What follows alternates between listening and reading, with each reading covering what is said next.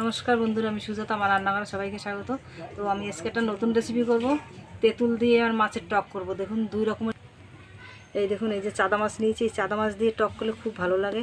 আর পুঁটি আছে, এখানে সেই খলসে মাছ আছে, অনেক রকমের মাছ আছে। এই চাদা মাছটাই বেশি ভালো লাগে। মাছ আমি এখন কেটে নিচ্ছি। মাছ কেটে ধুয়ে নিয়ে এসেছি দেখুন পরিষ্কার করে। আর তেঁতুল নিয়ে নিয়েছি, কাঁচা তেঁতুল। লঙ্কা চিড়ে নিয়েছি, নুন দিয়ে দিচ্ছি পরিমাণ মতন, হলুদ দেবো, মাখিয়ে নিচ্ছি। অল্প করে জিরে ভেজে নিচ্ছি। আর দারচিনি আছে আর দুটো এলাচ আছে, ভেজে নেব। ভাজা হয়ে গেছে, তুলে নিচ্ছি। তেল দিয়ে দিচ্ছি,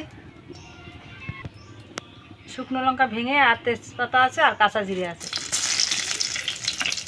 ভাজা হয়ে গেছে, এখন মাছ দিয়ে দেবো।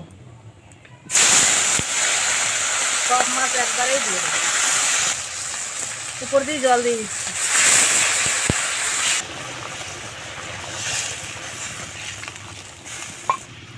এই দেখুন এতটা জল দিয়েছি। ভেজে রাখা মশলা বেটে নিচ্ছি। বাটা হয়ে গেছে, তুলে নিচ্ছি। বাটা মশলা দিয়ে দিচ্ছি।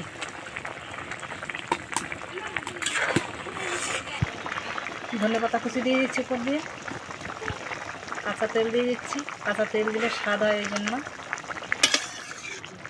দেখুন মাছের ঝোল রেডি। আমি এখন নাড়িয়ে দিচ্ছি। মাছের ঝোল রেডি। আর দেখুন কত সুন্দর হয়েছে। আর একটু পাতলা ঝোল করেছি।